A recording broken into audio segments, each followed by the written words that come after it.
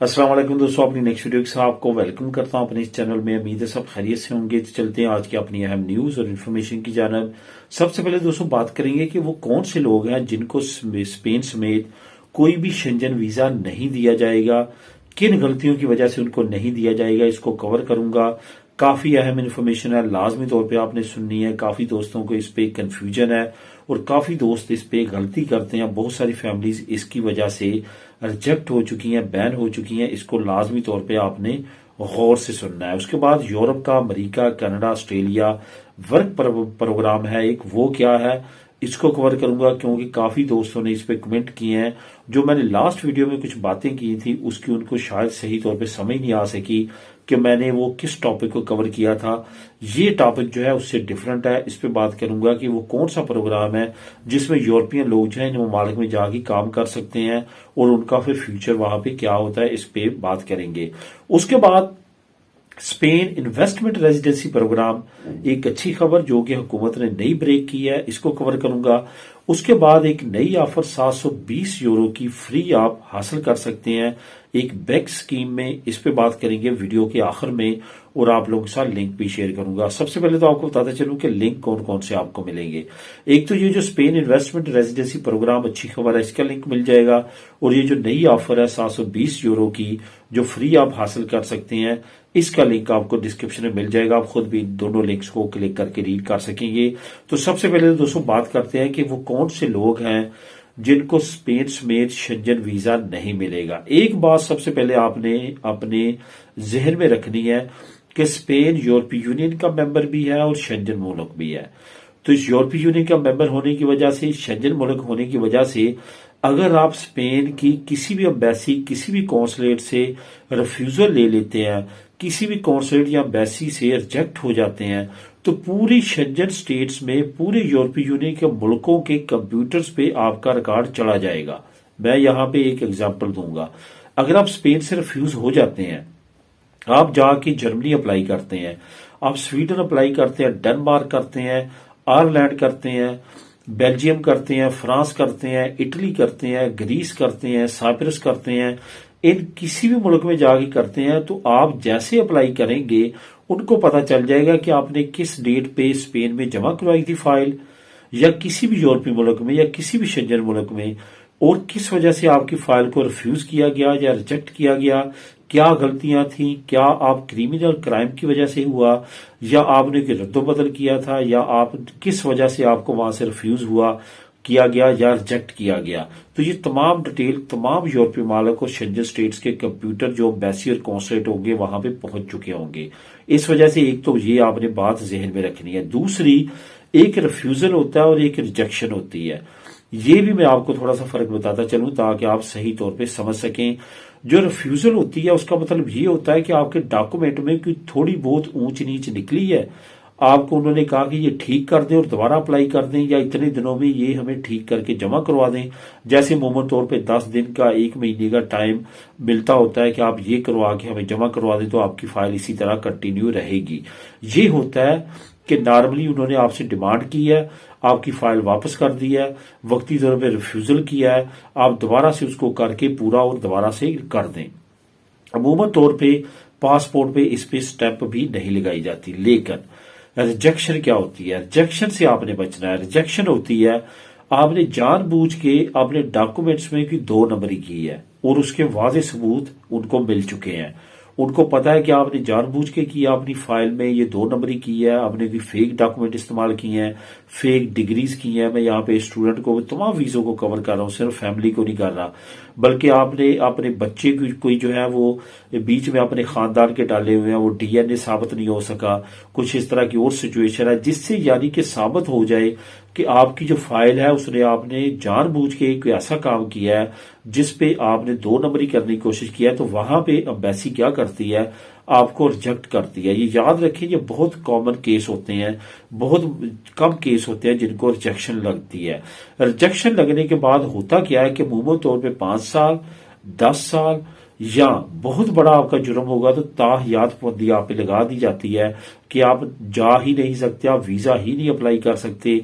उसका क्या इम्पैक्ट होता है कि वो मुल्क तो क्या, बाकी जो शेंजन स्टेट्स होती हैं, जो यूरोपीय यूनियन होती है, वहां का भी फिर आपको वीजा नहीं दिया जाता, क्योंकि शेंजन का एक ही वीजा है, वहां पे आप तमाम स्टेट्स में जा सकते हैं। जब एक स्टेट आपको रिजेक्ट की स्टेप लगा देती है तो बाकी स्टेट्स भी जितनाब करती हैं और वो भी आपको वीजा इशू नहीं करते। इस वजह से इन सिचुएशन से आपने बचना है, और मैंने एक शॉर्टकट तरीके के साथ आपको कम वक्त में समझाने की कोशिश की है। फिर भी अगर आपके जहन में क्वेश्चन हो तो आप नीचे कमेंट करके मुझसे पूछ सकते हैं।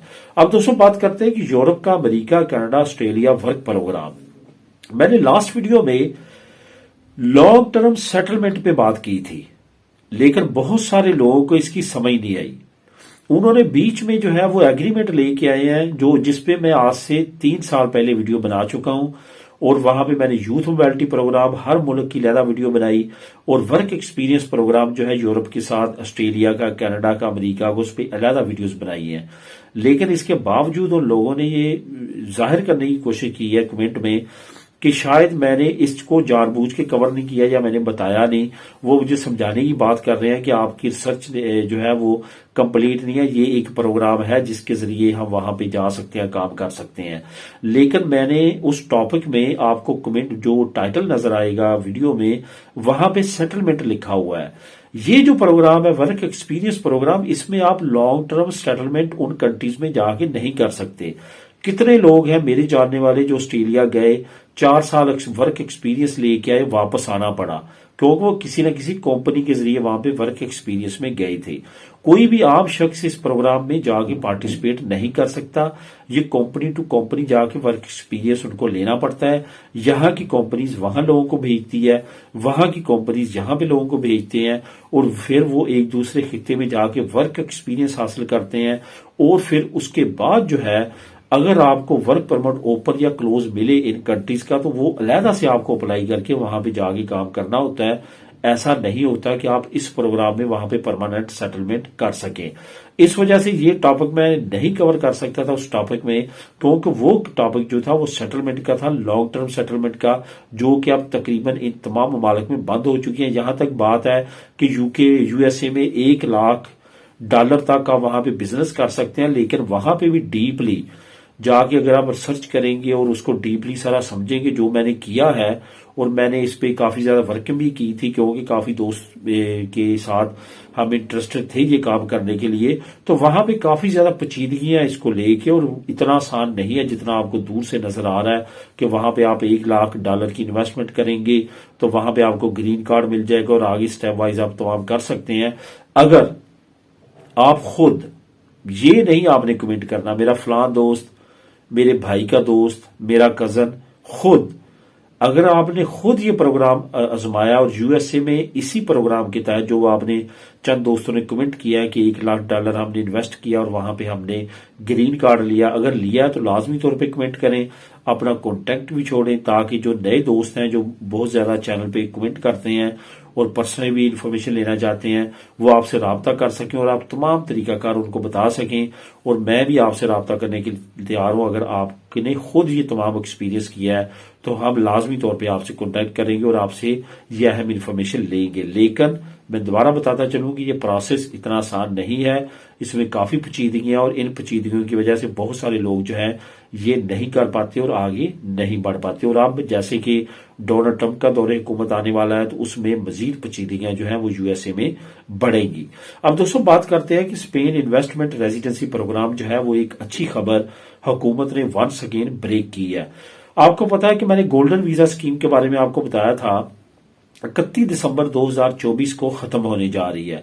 1 जनवरी 2025 को इस पे आप इन्वेस्ट करके जो है यहाँ पे प्रॉपर्टी लेके रेजिडेंसी यानी कि पीआर नहीं ले सकेंगे। लेकिन एक अच्छी खबर आपको देता चलूं कि हुकूमत ने इस कानून को अब जो है वो अप्रैल तक बढ़ा दिया है, यानी कि अप्रैल तक जो है वो एंड अप्रैल तक आप अभी भी इन्वेस्टमेंट करके स्पेन में जो है वो रेजिडेंसी ले सकेंगे, जो कि एक बहुत अच्छी अहम अपडेट्स और खुशखबरी है जो आप लोगों के साथ मैं शेयर करता हूं। इसमें रिसेंटली एक दिन पहले हुकूमत ने दोबारा से अनाउंस किया। इसकी वजूहत क्या है वो तो मैं आपको बताने से कासर हूं, लेकिन ये टाइम पीरियड मजीद बढ़ा दिया गया और अब आप अभी भी इसमें जो है वो पार्टिसिपेट करके PR अभी भी ले सकते हैं। इसकी मजीद डिटेल आपको लिंक नंबर 1 में नीचे डिस्क्रिप्शन में मिल जाएगी। अब दोस्तों बात करते हैं कि 720 यूरो फ्रीली किस तरह हासिल कर सकते हैं। सबसे पहले तो इसका टाइम लाइन बताता चलूं। 31 मार्च 2025 तक आपके पास टाइम है, आप ये 720 यूरो जो है वो ले सकते हैं। बैंक है BBB बैंक में आपने अकाउंट ओपन करना अगर पहले नहीं है। ये नए कस्टमर्स के लिए है। जो भी आपके तमाम यूटिलिटी बिल्स हैं, जिसमें पानी का बिल है, जिसमें बिजली का बिल है, बाकी जो आपका टेलीफोन का बिल है, गैस का बिल है, वो तमाम के तमाम का आपके बैंक में इसमें से जाने चाहिए। आपके पास वहां का क्रेडिट कार्ड या डेबिट कार्ड आपने पर मंथ उस पर शॉपिंग करनी है, तो ये तमाम रिक्वायरमेंट्स है आपकी नॉमिनल आनी चाहिए। मजीद डिटेल के लिए लिंक भी नीचे लिंक नंबर 2 मौजूद है, आप खुद भी क्लिक करके रीड कर सकेंगे। वो तमाम आप करेंगे तो आप मजाज होंगे 720 यूरो इस ऑफर के, जो महदूद मुद्दत के लिए आप वहां पे अकाउंट ओपन करके ये तमाम फैसिलिटी उनसे लेके जो मैंने अभी आपको मेंशन किया है, तो आप 720 यूरो के लिए अहल हो सकते हैं BBB बैंक में। मजीद डिटेल के लिए लिंक को रीड करें। मिलेंगे नेक्स्ट वीडियो में नई अपडेट्स के साथ। अल्लाह हाफिज।